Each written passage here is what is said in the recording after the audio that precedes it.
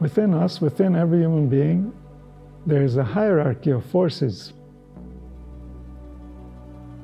Spiritual forces. Forces through which we get to become ourselves. We get to interact with our bodies. We get to communicate with other people.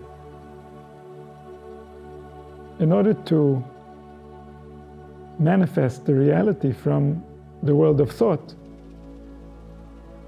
there is an entire hierarchy of angels.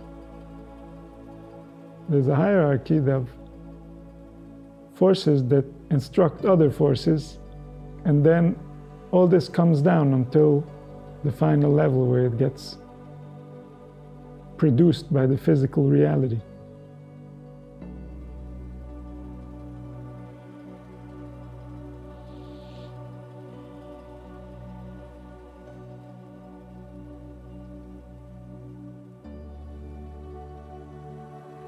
So this hierarchy doesn't just go from the physical to the world of thought, but the world of thought itself has a hierarchy of forces.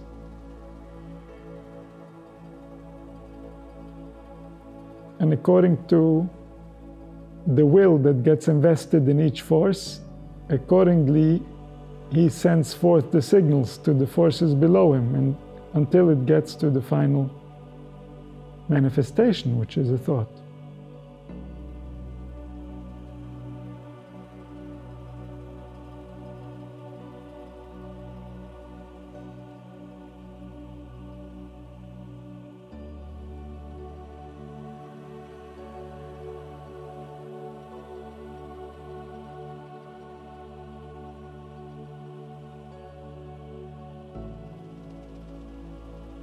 So this hierarchy that ends in the physical and starts at the root of thought, the beginning of all manifestation, the source from where everything came forth.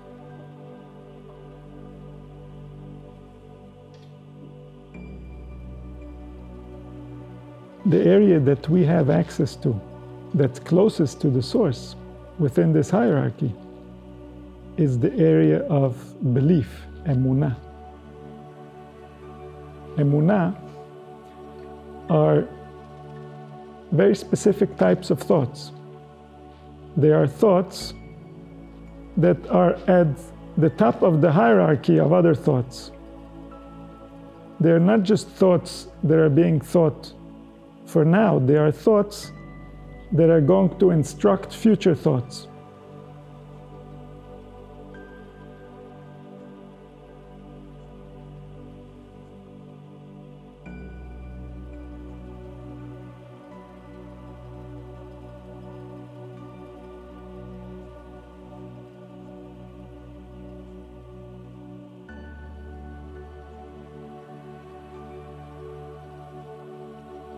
And so, at the beginning of the hierarchy, there are thoughts that are called thoughts of belief. And those thoughts of belief are going to result in the thoughts that are going to come after, because they are formatting the very root of the hierarchy. And then from thought come forth all the different forces, the entire hierarchy, and then it becomes physical, then it becomes real in the world of matter. It creates the biology and it creates the movement, whether it's speech or action. Everything is coming forth from the domain of thought.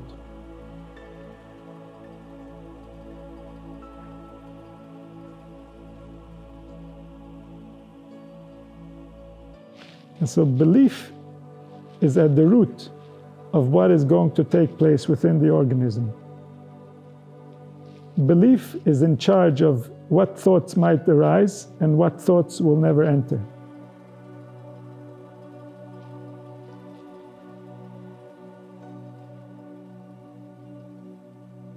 And this belief, because it's at the top of the hierarchy, it's not just in charge of our physical world, it's in charge also of the higher worlds, like the world of thought, the world of emotion. It affects the deeper levels, and it affects the collective. The collective is going to decide how to interact with life, with humanity, based on our beliefs. What humanity believes is at the root of the relationship between the collective and the individual. Reality, the way that it really is, the open format where everything can be believed, this is the way the collective designed the individual.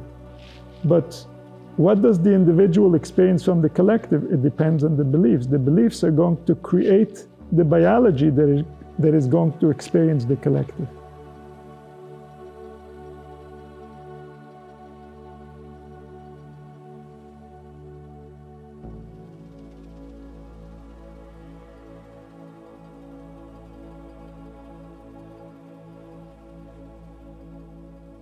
And this is why belief is at the root of the way that the world evolves, the way that humanity learns about itself is very much related to what does humanity believe about themselves. And what humanity believes about themselves is more based on the events that take place and how difficult it is to be on this planet than the things they were told. The experience has a very deep influence on what are the things we are told even mean. In what context are we taking it? What's the aspect? What's our point of view? Where are we looking from? This very much depends on experience. So the words, they receive context from the experience.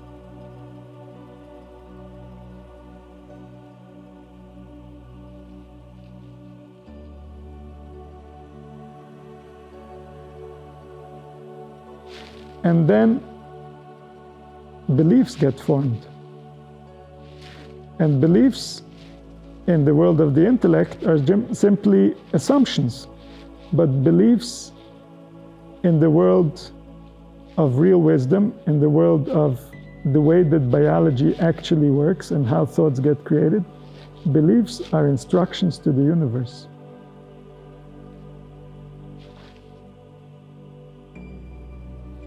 So when we believe, it's not, oh, maybe it's so and maybe not. If it's not, no big deal. No, if it's not, you just instructed the universe to behave a certain way, and it happens to be that it's off. So now all thought, speech, and action coming forth has some tilt that's not accurate. Why? Because the universe was instructed to believe. Belief means to limit itself to this possibility.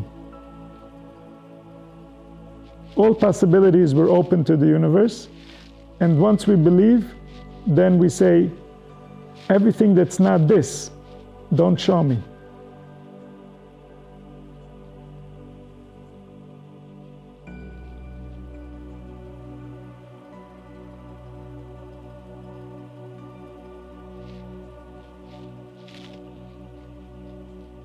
And when we are afraid of the universe, when we're afraid of reality, when we're afraid of what we might call the unknown, but it's not the unknown, it's the only thing that is. It's the real thing that's happening, the one that made everything.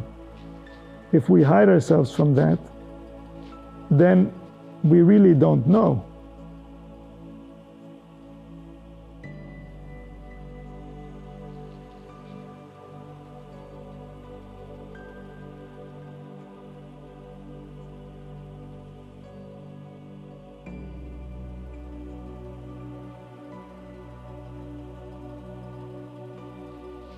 And then we won't see it, because the moment we don't believe, then it won't enter.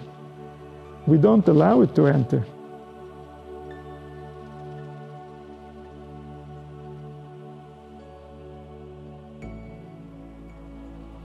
And then it creates a cycle.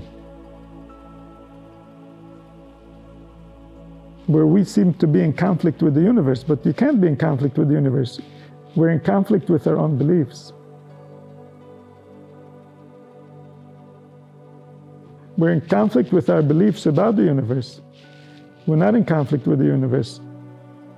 Our relationship with the universe is beyond words.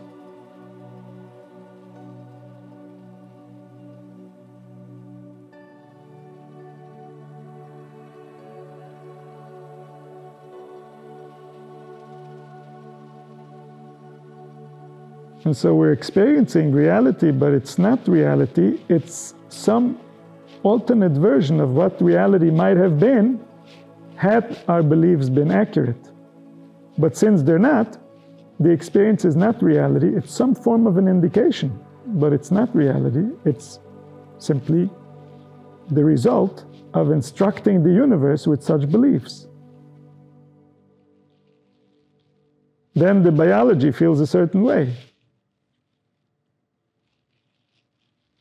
But that's not the universe saying biology should feel that way. That's us ordering that type of experience based on our beliefs. And of course, and obviously, our behaviors are going to be based on our beliefs. What we're going to do, what we're going to worship, where we're going to invest our time and our life force, what we're going to care about, what's going to excite us, what's going to scare us. Of course, that's all formed by beliefs. And those are the main drivers of what's going to come. What type of spirits are we going to attract? What type of thoughts could we possibly formulate based on those beliefs?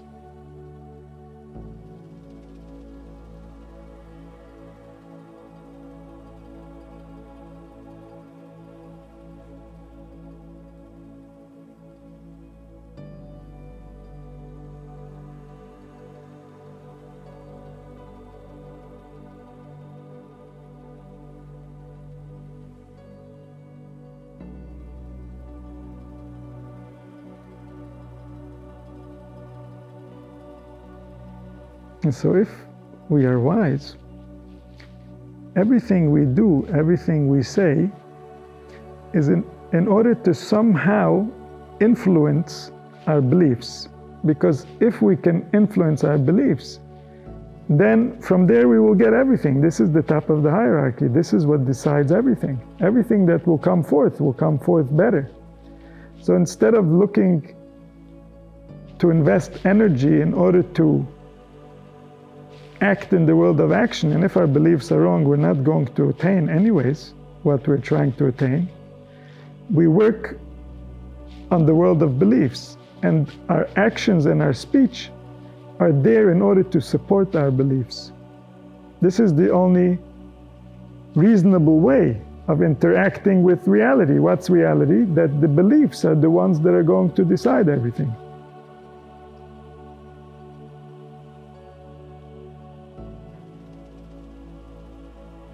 Beliefs run very deep.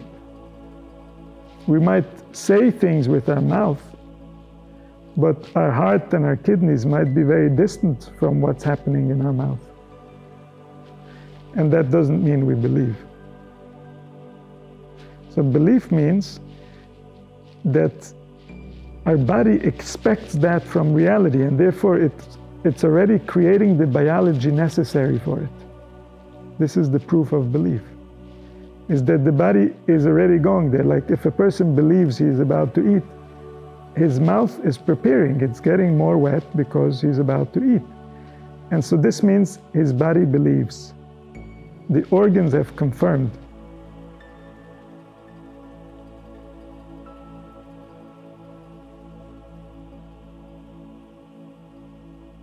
This belief is at the essence of what formulates the body, as we can see with the one who believes he's about to eat or the one who believes anything else.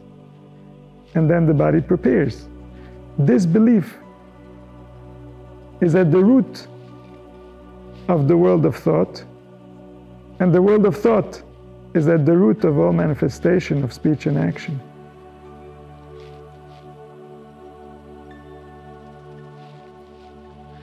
And this is not really about the physical side.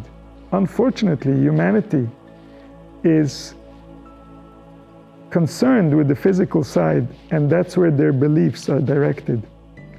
But the main area where our belief is mighty is in the world of spirit, is in the world of thought. What can a human being think? What can a human being experience? What type of relationship can a human being have with the Absolute? How big can this vessel become to receive the light of existence?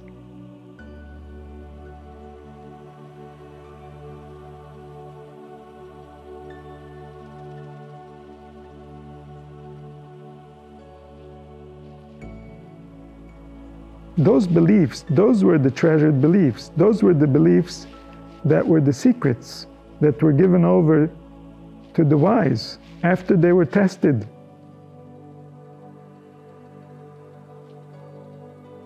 Because those beliefs affect not only the individual reality, they affect the greater reality. They change the course of history.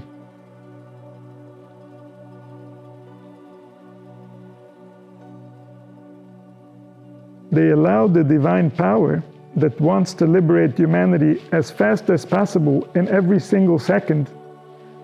No one would be able to contain the pressure of the desire of the spiritual to enlighten the physical. It's greater than any force that a human being could possibly imagine, and yet they are as patient as they can be because of our nature, because we are not prepared.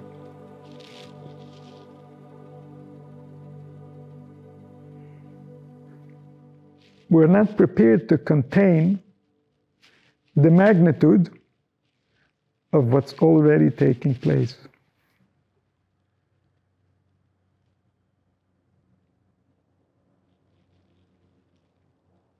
And this is what we are growing into. This is why we try to develop our capacity. We develop the intellectual capacity, we develop the emotional capacity, and then maybe we can reach a level where more of reality can reside within us, where the spirit can inspire the body enough that life is no longer a burden, life no longer needs an explanation.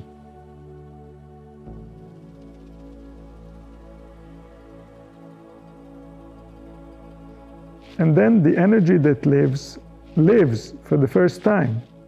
The organs do what they were meant to do for the first time.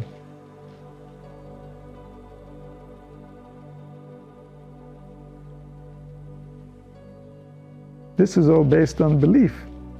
The gift of life is based on belief. One who doesn't have the right belief, he doesn't have life.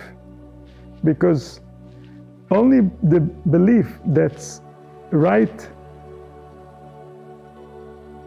for the way that the body was designed is the belief that's accurate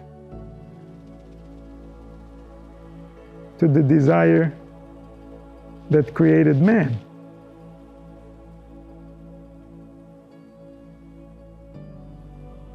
And so the belief is going to decide how much life is going to be present within the organism. How much life can the soul transfer to the body?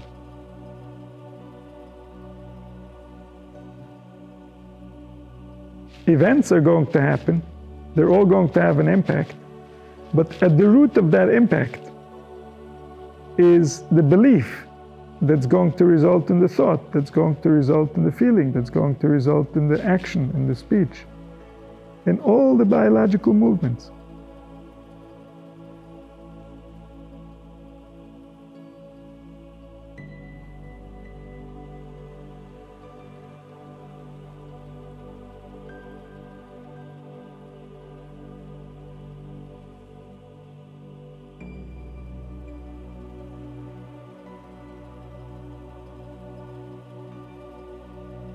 And so belief is at the root of enslavement, and belief is at the root of liberation.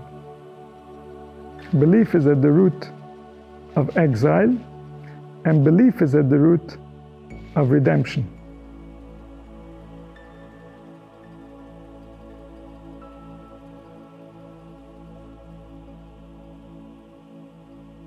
because the intelligence can only reveal itself in accordance with the belief. The belief is the vessel within which the divine energy can be revealed. When the belief is not accurate, then the intelligence is not accurate.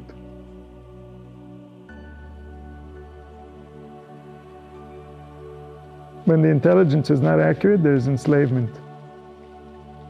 There is exile.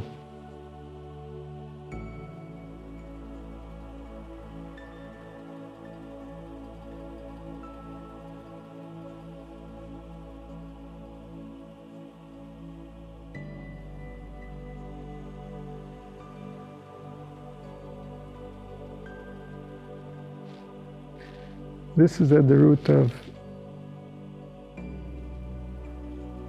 the nature of culture. The nature of culture is belief, indoctrination, to format the mind so that the mind can fit in to a certain community, to a certain way. But this formatting, how accurate is it to the real nature of man? And who's even trying to keep it in sync with that ultimate truth that no one can escape? In communities, it's easier to forget reality. We can help each other forget. Those who wanted to remember reality would leave community, would spend time in isolation so that they can remember themselves beyond the indoctrination of the mind.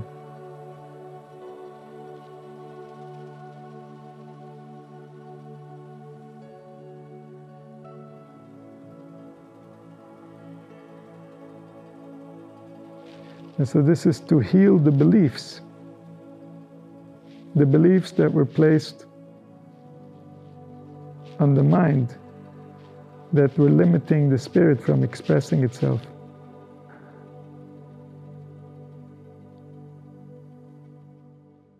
The truth could no longer be known because from the options we left after our beliefs, the truth could not be found.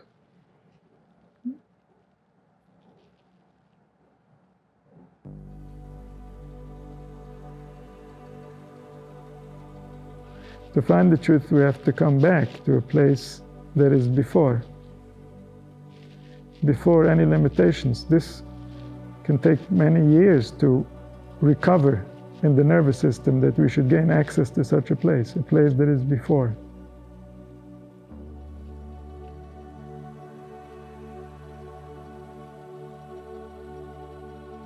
Because if we've believed a certain belief for many years, then we might lose access to that place in the nervous system that is before.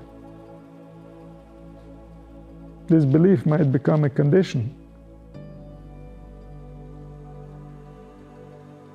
This condition might get into conflict with other nerves, or even with that same nerve.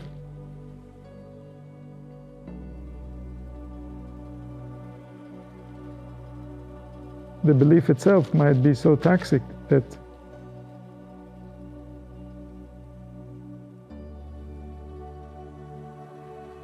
there is no longer any possibility of the truth to come through.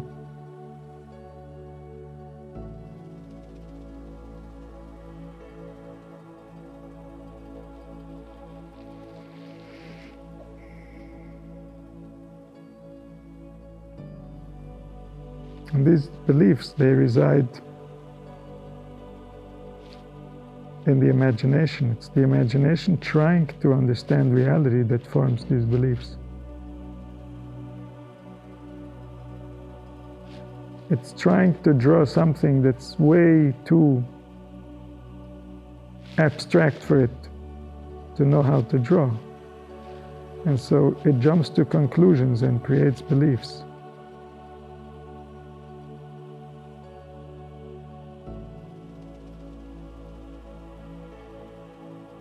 And even if we speak about the most intimate beliefs we hold in our heart that relate to the Creator and His desire to create. The way that we interpreted those words when we formed those beliefs when we were children, or when we were told about this subject from some random source, the way we thought about the words, this is what formulates the belief. It's a biological process that has a precise way of how it's activating the organism. And so if as a child something was misunderstood and the organism was activated in the wrong way, so then that belief, even though the words are true, that belief is most certainly not true the way that it's being experienced.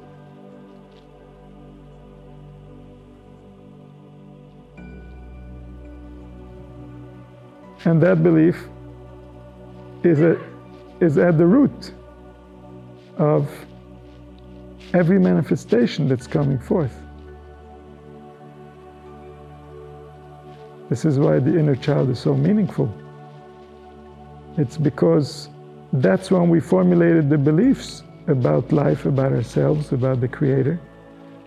The rest of our life is playing out according to those beliefs.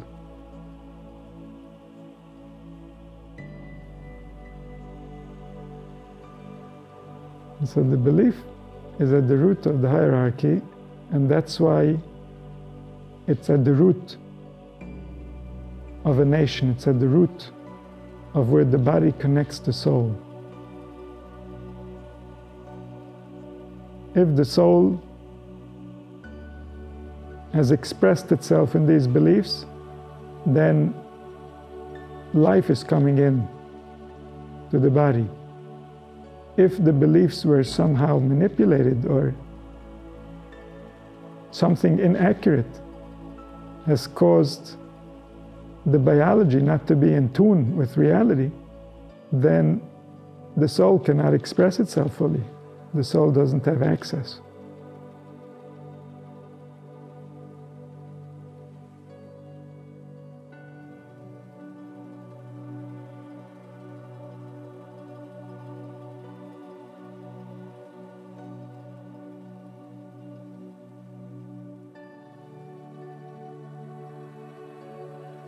The beliefs that we receive from our soul are beliefs that are sweet to the heart. They might cause us to go through all kinds of challenges, but the heart is pleased by those beliefs because this is its nature. It remembers itself. The one who is in charge of the beliefs is the one who created that heart. They are aligned with each other. Beliefs that come from the imagination are uncomfortable for the heart. They don't sit right. They don't feel accurate. The heart feels like the Creator is foreign to it. Like the one who created it doesn't have the same interests as the one who is living it. The heart feels that conflict of interest because of the conflict it has with its own beliefs.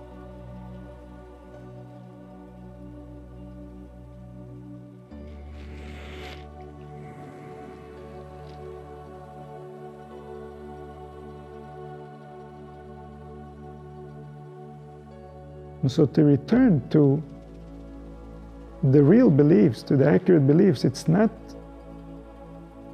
something that we have to do, it's something that we have to avoid doing.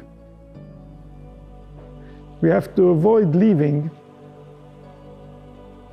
the place that is aligned with our heart so that we don't believe things that offend our heart. Of course, if we already do believe things that offend our heart, then there is an active doing of trying to discover and understand.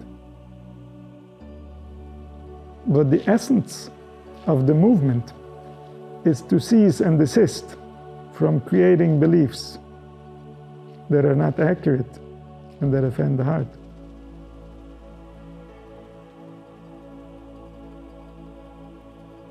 The one that is aligned with all that is.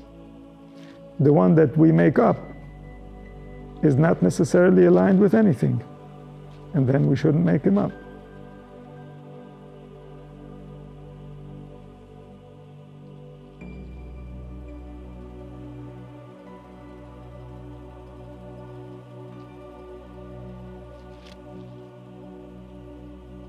So there, in the place before all the beliefs, are the natural beliefs. They're beyond words. Sometimes if we dwell there, they will come into words, but the natural beliefs are beyond words. The natural beliefs are the place where the body and the soul unite in peace.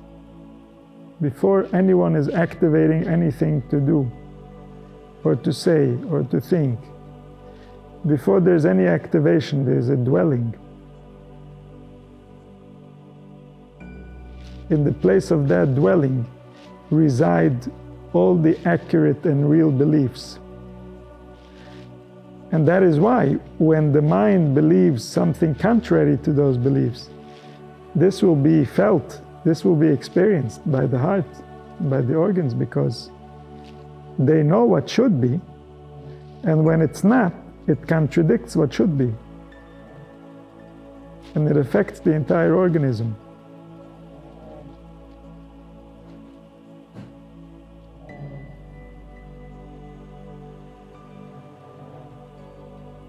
And so when we return to that space, we can return from the beliefs that we have created that are offensive, that reduce the desire and the energy. And then we see different, because now what we couldn't see before because of our beliefs, now we can see. Now reality will allow us in to those areas that we denied. The organs have wondrous functions, each one in its own way, in its own world and dimensions where it operates. And humanity doesn't experience even a tiny fraction of what this organism can produce.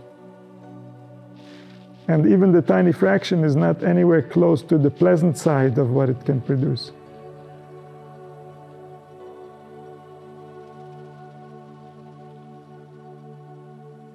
And this is all directed by beliefs. This is where